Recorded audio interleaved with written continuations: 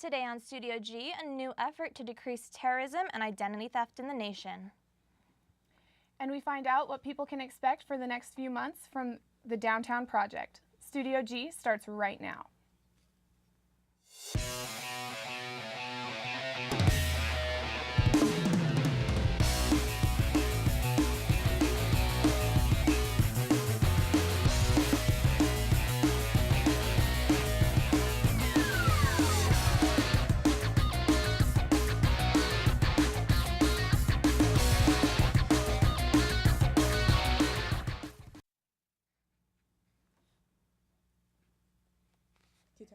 Good afternoon and happy St. Patrick's Day. Welcome to another edition of Studio G. I'm Nicole Reynolds. And I'm Becca Dimmick.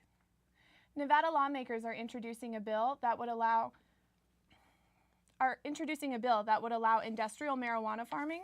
The bill would allow agricultural research colleges and registered growers to purchase, store, and buy industrial cannabis. Growers would be required to register with the state and meet certain agricultural requirements regarding THC content. A 78-year-old Utah woman had the weekend of her life in Las Vegas when she hit $10.7 million on a mega bucks slot machine at the Westgate Casino. Trinidad Torres placed several $3 bets this weekend before she hit the jackpot. Torres says she wants to buy a Mustang and visit her family with the money she won. A new effort to decrease terrorism and identity theft in the nation is being implemented across the country. Reporter Andre Walls fills us in on what could help ensure that people are who they really say they are. A new form of identification called the Real ID is planning to come into effect for everyone in the United States by 2016. The Real ID Act of 2005 is a federal law that was passed in response to the 9/11 terrorist attacks, and it sets minimum standards for proof of identity for driver's licenses across the country. We want you to show us your proof of identity one more time so that we know who you are and we can verify your documents and verify that you're in the U.S. legally. Authorities ensure that the Real ID is an optional program, but without one, a person will not be permitted to boarding aircraft or enter federal facilities. Real ID is an optional program. You don't have to comply with it. But if you don't, the license will say not for federal official use on it. And eventually the federal government will not accept those licenses for entering federal facilities or for boarding aircraft. I do a lot of traveling in the country and overseas, and I think it would probably make it easier for me to travel. If you travel around the country, if you're going to be moving, that Real ID is good for identification in other states as well. You can just go into the DMV office and just trade it for a license from that state. When you upgrade your standard ID to a Real ID, you will receive a gold circle with a star cut out on your license that you don't have to renew once you've updated it. This ensures your identity in the system, which ultimately hopes to reduce fraudulent behavior from other people. The purpose of the Real ID Act is to help keep valid driver's licenses out of the hands of the bad guys, criminals, terrorists, and identity thieves. I think it's probably a good idea. It seems that they did a lot of extra checking, or at least for documents that I would have. So I think, looking for more documentation from people is probably a good thing. And hopefully that will reduce terrorism. The fee for upgrading to a Real ID is $8.25 or $12.25 for a commercial license, which you have to buy at the DMV. Reporting for Studio G, I'm Andre Walls. Public Information Officer Kevin Malone assures that there is no rush to get your Real ID today. However, you might want to get in on it before lines at the DMV get even longer. We will bring you updates as the story progresses. Coming up after the break, Clarissa Levitt sits down with UNLV's Admission and Records Assistant to talk about senior send-off and how seniors can prep for graduation day. Stay with us. Up until about 2012, Sunday evening jazz. I mainly play a lot of contemporary jazz music from the 1960s up until about 2012, 2013. When I go on, just explain who it was, the name of the song, the name of the artist, maybe the name of the album, their career. I just hope that everybody enjoys it and appreciate it for the kind of music it is and how great it is. My name is Sam, and I host Sunday Evening Jazz on the rebelhd2.com.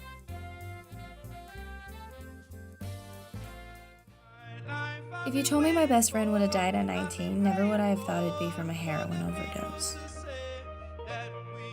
I should have seen the signs, but sometimes you only see what you want to see.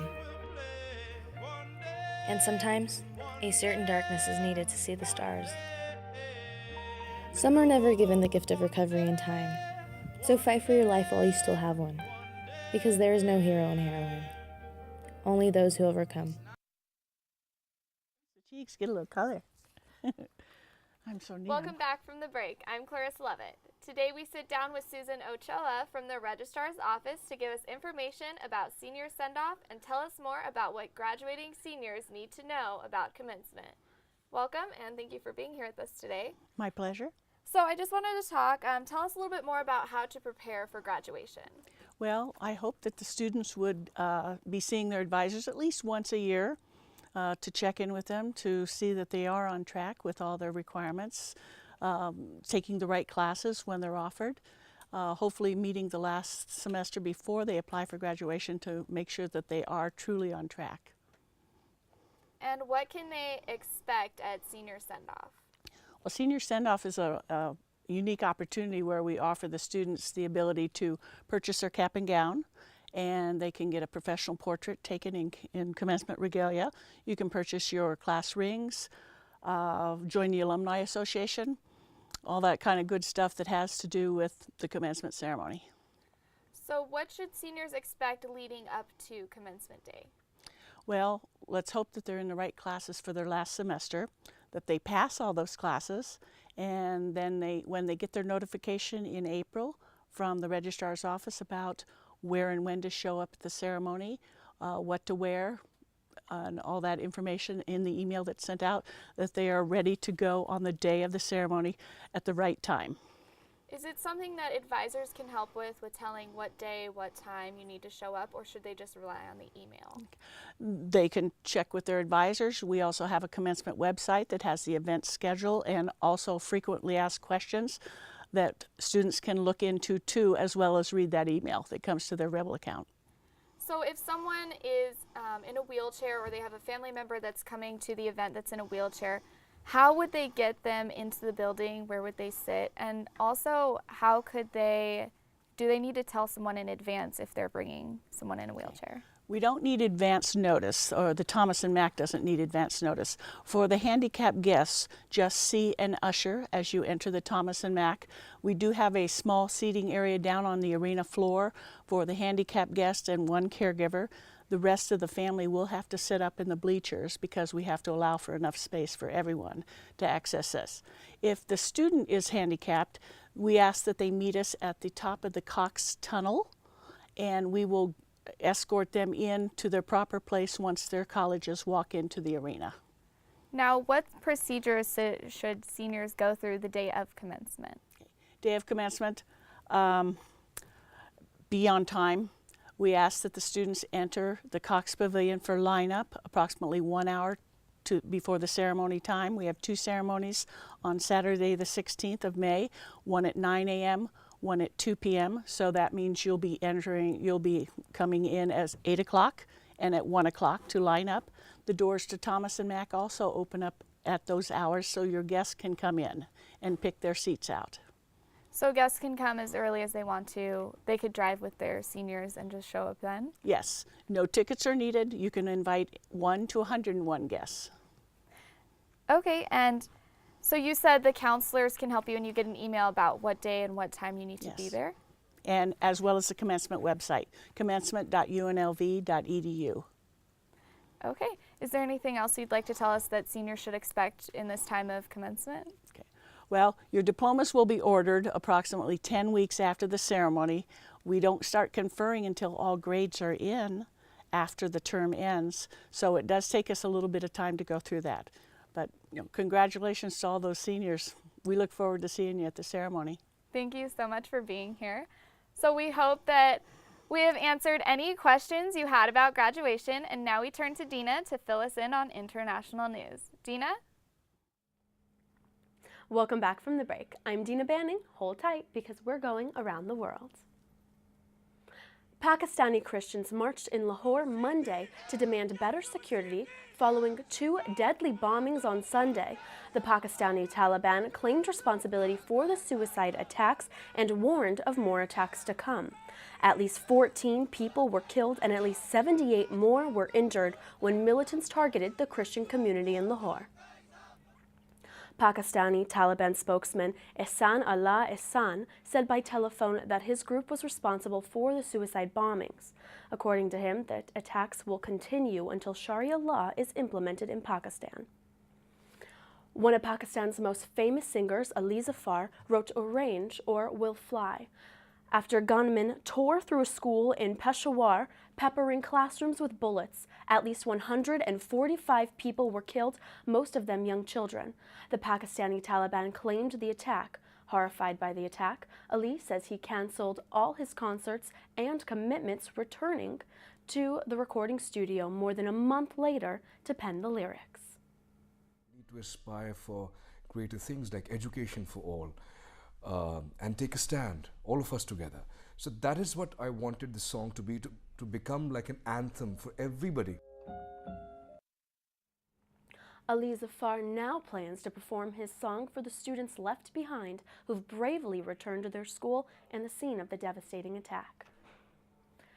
Israel's early election process begins today. The Prime Minister of Israel, Benjamin Netanyahu, made the supposed statement Monday, "If I'm elected, there will be no Palestinian state." But an Arab candidate, Ayman Oda, says the 20% of Palestinian Israeli citizens need a voice, and he plans to be just that. This Arab-Israeli politician is the man who convinced Israel's splintered Arab parties to team up for the first time. Egypt's Foreign Minister, Sameh Sukri, makes his statement calling for a two-state solution.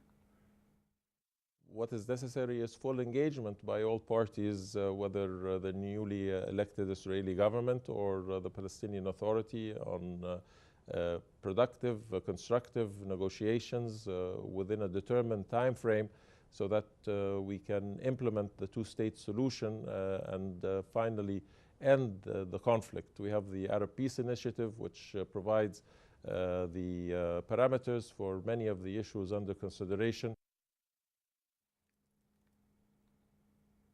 Police in India are investigating after a Catholic nun was raped during the robbery of a convent school.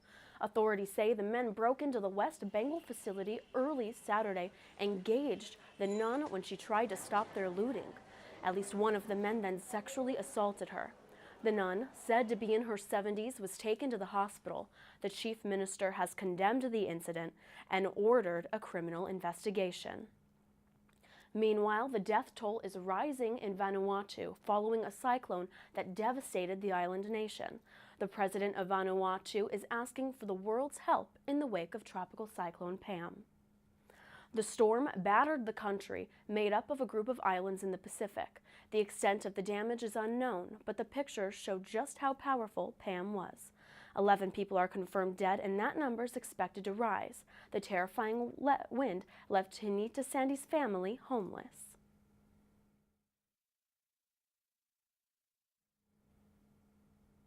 We cried, no. We don't know what we're gonna do next. Yeah. That's why we leave it like this. Just clean up. If not for preparation and training, more than 1 million demonstrators took the streets throughout Brazil on Sunday, demanding governmental change and calling for the impeachment of their president. Anti-government demonstrations are unfolding right now in more than 60 cities. Demonstrators shouted, "Out Dilma."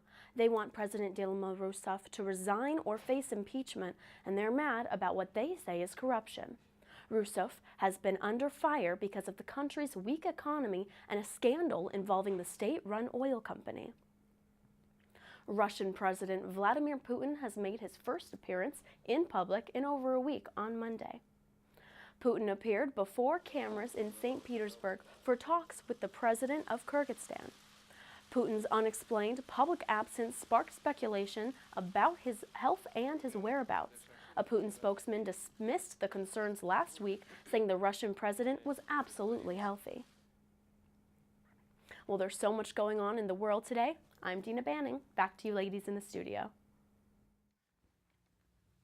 Thanks, Dina. Coming up after the break, I sat down with a new and upcoming band here in Vegas. plus reporter Mandy Massa fills us in on this past weekend's St. Patrick's Day celebration. Stay with us. It's called Window on the Middle East, and it deals with all the issues that deal with the Middle East. Middle East is a very important part of the world.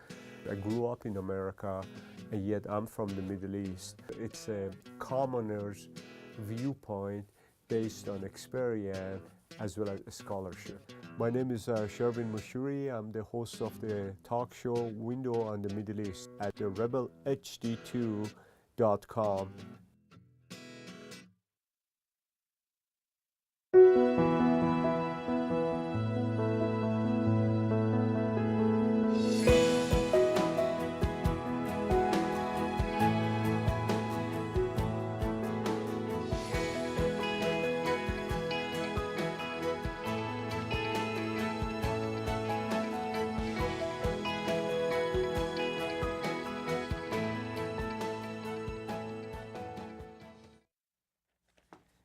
Welcome back from the break.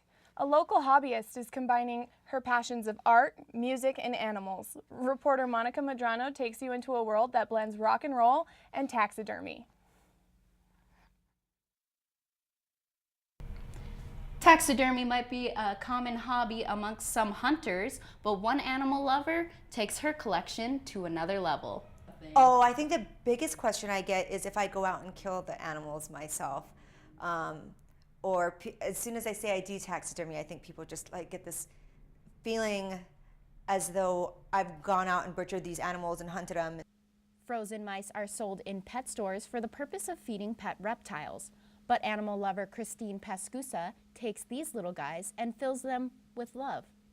Okay, I guess people have this misconception that because I can actually cut up and gut and, you know, do all those things to a cute little creature, how can I love animals? You know, they almost see it as cruelty to animals.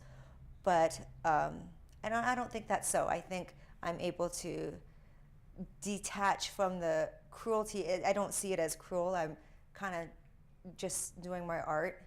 And to me, I feel like I'm transforming them into little superstars and I'm giving them a whole new life. A new life on a stage paying tribute to stars like Elton John and the classic rock band Kiss. So right now I've got the 4 characters and they're in full costume, but I do want to put them on a stage, like a concert stage, and have like little LED lights in the background and have a full-blown performance. Pascusa says she doesn't plan on selling the little guys, but might consider it one day. Some people did want to buy it. I don't know if I would sell the first one I did. Maybe, I'm not sure. For Studio G, this has been Monica Medrano. No animals were harmed in the making of this story. It's been 3 years since the Downtown Project embarked on its journey to revitalize downtown Las Vegas. And with recent speculation that head visionary of the project, Tony Hsieh, is planning to leave, people are left wondering what happens now. I had the chance to sit down with the Director of Public Relations for the Downtown Project to find out what people can expect for the next few months. Downtown Las Vegas never held a place in people's minds as urban and retro, and while the city had a sense of art and entertainment, it wasn't until the Downtown Project began developing that the scene was reborn and essentially given a new life. Although recently celebrating its 3rd birthday, it wasn't until 2014 that the project began making their strides towards their 2017 goals. Last year, 2014, was really a big year for us in terms of opening new businesses. So a lot of new things have opened, and we have a few more things that will be opening this year. And what we hope to see is by 2017, everything that we've invested in so far will not only be open, but they will have become sustainable. The Downtown Project began when Tony Hsieh, the CEO of Zappos, decided to move the Zappos campus downtown. The seed of the project was to not just have the Zappos campus be inclusive of just the employees, but to make an investment into the revitalization of the downtown area. Arts and education are 2 key factors for the project, both of which hatched the idea of opening a bookstore. The idea was brought to life when Drew Cohen, co-founder of the Writer's Block, opened Las Vegas's first independent bookstore in the heart of downtown. Hey, Drew. We liked I guess the urban and walkable vibe of downtown. I think a bookstore is a good fit for an area that has a high density of businesses and living locations and apartments and homes, I should say. And also it's central. I mean, the downtown is sort of at the crux of the city where all the other districts intersect. So we felt like it was a good centralized location there. Despite the revitalization the project has brought and plans to bring as they plan to open 6 new businesses, there has been talk that Tony Shea is planning to step down from the project. So there were some misconceptions about that. There were some ideas that maybe Tony had stepped down. Tony was never the CEO of Downtown Project. From the very beginning, it was his vision and it was his money, that private investment, that brought it to life. But he has been the leader and really the head visionary of Downtown Project from the very beginning. He's never really stepped away from Downtown Project. He never will, because it is his investment. The project will continue to work to revitalize downtown, and the hope is that patrons will continue to explore and learn that downtown is a new and vibrant city core. For more information on the Downtown Project or to learn more about what shops and restaurants make up the project, visit their website at downtownproject.com. From Frank Sinatra to the Killers, Las Vegas has been known as a place for aspiring musicians to make it big. Recently, I was able to catch up with Vegas's new up-and-coming band, Brumby. Brumby, a local band made up of Tyler Tingey, Spencer Tingey, Oliver Tingey, and Dylan Self, 3 cousins and a lifelong friend, have been playing music together for the majority of their lives.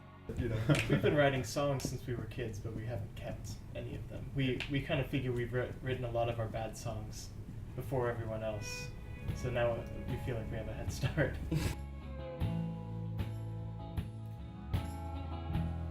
Typically, it'll come from a guitar part, and then it starts to bloom more and more into an idea. So I'll start to conceptualize the song. Our sound right now is it's kind of a window into a particular sound that we have at the moment, and we really like it. We like the Western sound, we like the folk a bit, and we haven't always had that sound, and we probably won't always have that sound in the future, but it's something that we really relate to and feel kind of naturally attached to with living in the West.